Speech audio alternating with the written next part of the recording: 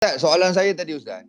Mm-hmm. Apa hikmah Quran ini diturunkan Ustaz? Okey. Antara hikmah, pertama kita nak kena sebut function Quran tu sendiri Okey. sebagai satu kitab yang memberi pedoman dan panduan, atau lebih kata yang lebih besar, ini peraturan kehidupan manusia itu sendiri. Baik. Maka fungsi dia atau peranan hikmah yang lain tidak lain tak bukan. Yang pertama ialah kalau lihat pada ayat dalam surah Yunus ayat 57, iaitu sebagai penawar bagi kehidupan manusia. Itu kena pegang. Okay. Penawar hidup. Kadang-kadang manusia menghadapi zaman kepahitan, zaman kegetiran. So Quran sebagai memaniskan ataupun meneutralkan kepahitan dalam hidup. Dalam masa mudah kan, orang tu serabut orang perut, orang tu ada masalah. So dengan Al-Quran itu bila dibaca, dia akan berikan penawar dalam jiwa dia. Itu yang pertama. Yang masa yang ada ni tak boleh main panjang kupat. Muat, ya. Yang keduanya ialah merupakan rahmat daripada Allah Subhanahu Wa Taala. Itu kita kena pegang. Rahmat iaitu antara lain ialah kerana kasih sayang. Rahmat maksudnya kasih sayang Allah. Allah tidak mau hamba yang terakhir bagi Nabi yang terakhir ini, atau umat bagi Nabi terakhir ini, dalam keadaan mereka ni hidup dalam keadaan tidak mendapat kasih sayang daripada Allah Subhanahu Wa Taala. Masya-Allah. Orang mungkin tak menilai Al-Quran itu merupakan kasih sayang Allah lah, memberi petunjuk kepada manusia untuk pilih mana hitam, mana putih, mana baik, mana buruk. Kerana kalau nak buat, Allah biar Allah campur macam binatang.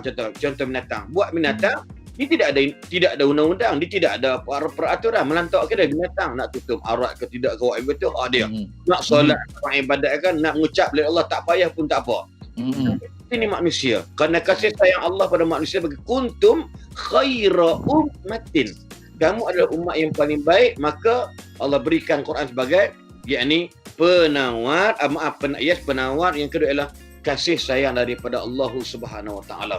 Yang kedua ialah Quran ni merupakan nurun, yakni cahaya daripada Allah. Apa cahayanya? Dengan mengikut peraturan dan panduan Al-Quran itu, insya-Allah. Al-Quran ni jelas sebelum Quran, iaitu dalam surah Al-Maidah ayat 15 dan 16, liyukhrijahum minadh-dhulumati ilan nur.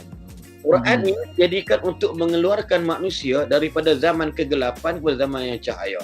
Ini contoh kita lebih kurang. Sebab Quran ni kalau senang nak efek dia bagus cepat, every baby newborn, kalau dia menangis, Mawi ke Anas ke siapa ke Ahmad ke siapa lah, kalau dia sebut dia zikir dengan kalimah la ilaha illallah, yang apa nama yang Mawi duk rajin duk nama nasyid semua kan, la ilaha illallah kan, la ilaha illallah. So budak ni akan jadi senyap, budak ni akan jadi diam. Sebab apa? Sebab Quran ni merupakan cahaya.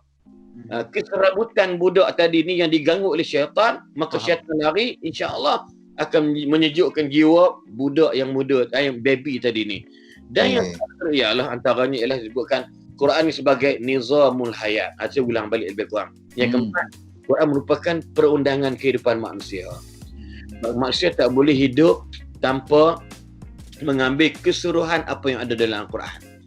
Satu kesilapan, big mistake bagi kita ini, kalau kita hidup, contoh dia, puasa, kan ada dalam Quran, betul tak Mawi, Anas? Betul. Masalah salat, ramai yang tak salat. Betul. Asal makna nizamul hayat ni maksud keseluruhan hayat manusia ini dipandukan nizam, yakni Al-Quran itu sebagai munazzimul hayat, sebagai orang yang meletakkan peraturan dalam kehidupan manusia. Kalau kau semayang, kau kena puasa. Kalau kau puasa, kau kena semayang. Kalau kau puasa, kau kena zakat. Kau terus bayar zakat. Kena ada buat haji, buat umrah. Maksudnya keseluruhan. Itu cerita yang pendek-pendek lah kan. Yang panjang lagi tak lain tak bukan, dalam bahasa mudahnya, hidup selain daripada agama Allah, selain daripada Al-Quran, maka mendapat kesesataan yang amat nyata dalam kehidupan mereka. Yang ni kita Alhamdulillah. Baik. Jadi Ustaz, cara yang terbaik untuk kita sambut nuzul Quran ni ada caranya ke Ustaz? Okey, gini, yalah, memanglah kerajaan Malaysia khususnya memberi cuti pada nuzul Quran. Itu memang cara itu diterjemahkan sebagai cara yang terbaik lah kot, bagi kita rehat. Cuti walaupun hari Senin cuti 2 hari tu, Ahad dan Isnin. Kira ikut melampau benar tu. Sampai 2 hari. Okey, cuti ganti. Okey. Cuti ganti.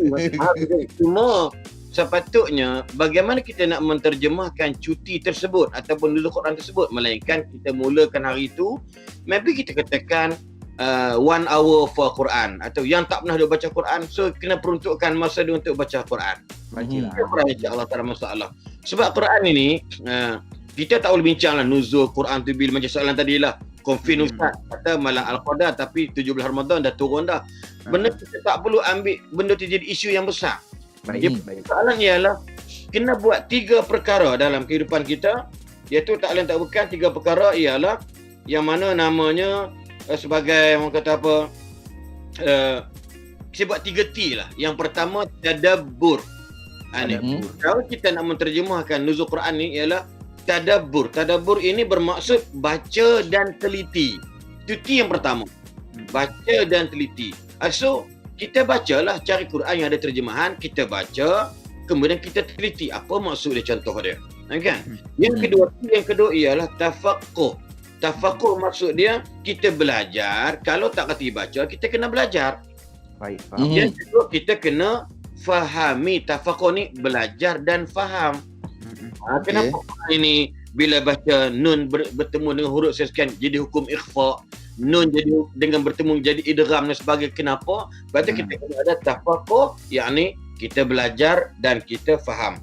Yang ketiganya ialah T yang ketiga, ta'amul, yakni kita mengamalkan dan menghayati Al-Quran itu. Itulah yang boleh dan kita perlu sambut nuzul Quran dengan cara 3 T tadi ni, iaitu tadabbur, tafaqquh dan ta'amul. Itu moga-moga insya-Allah biar ada manfaat. Bukan cuti kerana nak tidur sepanjang masa, tapi biarlah ada bermanfaat diri kita ni kerana Amawi dan anak para pendengar sekalian, iaitu kata Nabi SAW, bacalah Quran. Sesungguhnya Quran tadi akan jadi pensyafaat kita pada hari kiamat kelak. Allahumma amin. InsyaAllah. Terbaiklah Ustaz. Memang jelas semua hari ni. Sembang Ustaz, terima kasih banyak Ustaz. Sama-sama. Minta maaf kalau ada apa-apa salah silap Ustaz. Cuma saya Jangan lupa lirik. saya suka dengan gurindam tadi Ustaz. Boleh dipikir-fikirkan untuk jadikan lirik. Tenyang je. InsyaAllah Ustaz, selamat berpuasa. Baik insya-Allah. Baik. Assalamualaikum. Waalaikumsalam warahmatullahi wabarakatuh.